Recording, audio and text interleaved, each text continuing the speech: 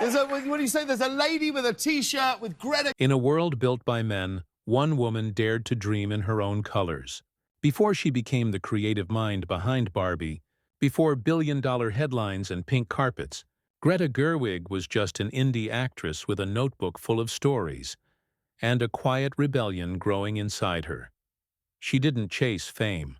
She crafted meaning. She didn't wait for permission. She wrote her own scripts, from the raw honesty of Lady Bird to the poetic reinvention of Little Women, and finally, the cultural earthquake of Barbie. Gerwig transformed from outsider to architect of modern cinema. So how did a soft-spoken storyteller from Sacramento become one of the most powerful voices in Hollywood? This is the untold journey of Greta Gerwig, the woman who turned pink into power and storytelling into revolution. Greta Celeste Gerwig was born on August 4, 1983, in Sacramento, California, a place she would later immortalize in her films. Her world was far from the flashing lights of Hollywood. Her mother, a nurse, worked long hours caring for others. Her father, a financial consultant, kept the family grounded. Together they gave Greta something money couldn't buy: curiosity and compassion. As a child, she was imaginative and restless. She loved stories, dance, and the quiet rhythm of small-town life. She trained in ballet, but when injury struck, she redirected her energy toward words. Writing became her stage, her characters, her choreography. At St. Francis High School, she acted in plays, filling the stage with raw, unpolished emotion. Later, at Barnard College in New York, she majored in philosophy and English, searching for meaning in art and life. There, among late-night conversations and city lights, Greta discovered her true calling. Not just to perform stories, but to create them. She didn't know it yet, but those early dreams would one day color the screens of the entire world. When Greta Gerwig stepped into the world of cinema, Hollywood didn't quite know what to do with her. She didn't fit the mold. Too thoughtful for the romantic comedies, too bright for the background roles. So she built her own path, far from studio lots and polished scripts. In the mid-2000s, she found a creative home in the mumblecore movement, a raw, low-budget wave of indie films where actors often co-wrote their lines and emotions mattered more than lighting. With Hannah Takes the Stairs and Nights and Weekends, Greta became both actress and writer, capturing the awkward, fragile humanity of real life. The films were small, but her presence was undeniable. Clumsy, vulnerable, magnetic. Critics began to call her the Queen of Mumblecore, though she wore the crown reluctantly. She wanted more than authenticity. She wanted authorship. Then came a defining partnership with director Noah Baumbach. Together they wrote Frances Ha, 2012, a love letter to New York and to dreamers who stumble their way through ambition. Shot in black and white, it was both timeless and modern. And for the first time, Greta wasn't just acting in someone else's story. She was writing her own. By 2017, Greta Gerwig was ready to take a leap few actresses ever dared, from in front of the camera to behind it. Her directorial debut, Lady Bird, wasn't just a film. It was a love letter to her hometown, her mother, and every restless teenager who ever wanted more.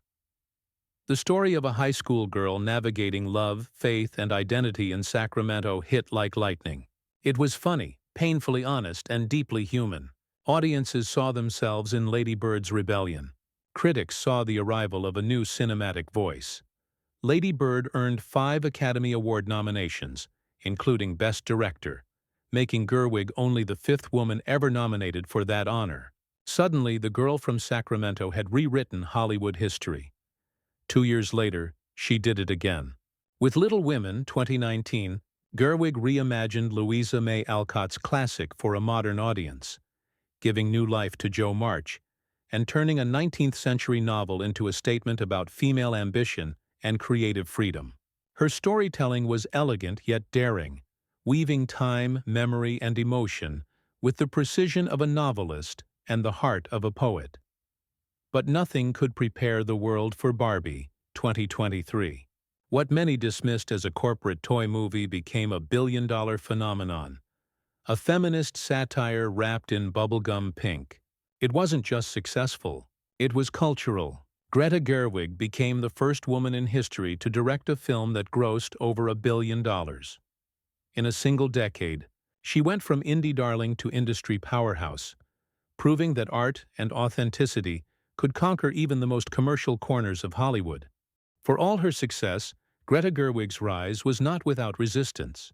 Hollywood had long whispered that women couldn't handle billion-dollar budgets, that emotion and box office didn't mix. And when Barbie was announced, the skepticism was deafening. Critics mocked the idea. A movie about dolls? By a feminist director? What could possibly go right? Social media dismissed it before the first trailer even dropped. Some called it corporate feminism. Others said she had sold out. But behind the pastel sets and sparkling smiles, Gerwig was building something far more subversive. She wanted to take the world's most perfect woman, Barbie, and let her question her own existence. She wanted satire with sincerity, comedy with heartbreak, pink with purpose. Still, the pressure was unbearable. Studios demanded a global blockbuster. Fans expected a masterpiece. And the industry watched, waiting for her to fail. Every day on set felt like walking a tightrope between art and commerce. When Barbie premiered, it exploded into a cultural event, and so did the debate. Some praised it as a triumph of feminist storytelling. Others accused it of man-hating. Politicians weighed in. Think pieces filled the internet. Suddenly, Greta Gerwig wasn't just a filmmaker. She was a lightning rod in a global conversation about gender and power. Yet through it all, she remained composed. No outbursts, no social media wars. Just the quiet confidence of a woman who knew her story wasn't done. She told the New York Times, "I wanted to make something both ridiculous and meaningful. And I think that's life." The noise around her only proved one thing. Greta Gerwig hadn't just directed a film. She had ignited a movement. After Barbie, Greta Gerwig's name no longer stood for indie. It stood for influence. She had done what few ever achieved, turning sincerity into spectacle, art into global success. But instead of basking in fame, she retreated into quiet creation once again. At home, she writes on yellow notepads, balancing motherhood with movie-making. While others chase the spotlight, Greta builds worlds. Her next chapter, The Chronicles of Narnia, a Netflix reboot that could redefine fantasy through her unique lens. If Barbie questioned reality, Narnia promises to rediscover wonder. What makes Greta different isn't ambition, it's intention. She doesn't crave attention, she craves meaning. Every frame she directs feels like an echo of her own heart, thoughtful, imperfect, alive. When asked what success means to her, she once said, "It's being able to keep making things that feel true." That truth has become her new signature. Greta Gerwig has transformed from the voice of a generation into its architect, not by shouting louder than the system, but by quietly reshaping it from within. Greta Gerwig's legacy isn't measured in awards or box office numbers. It's measured in the hearts she's changed and the doors she's opened. She proved that cinema doesn't have to choose between meaning and money, between truth and entertainment. Her films don't scream for attention. They whisper to something universal, something deeply human. In an industry built on imitation, Greta made authenticity profitable. She didn't just tell women's stories, she reframed how the world listens to them. From Lady Bird's quiet rebellion to Barbie's global roar, her work became a mirror for modern womanhood. Messy, powerful, and real. And perhaps her greatest gift is this: showing every dreamer, every writer, every outsider, that their perspective matters, even if it doesn't fit the mold. Greta Gerwig's journey proves that you don't have to follow Hollywood's rules. You can rewrite them. This is Stars and Scandals, where fame meets its price, and where Hollywood's brightest icons reveal their truest selves. Don't forget to like, share, and subscribe for more stories that uncover the real Hollywood behind the spotlight.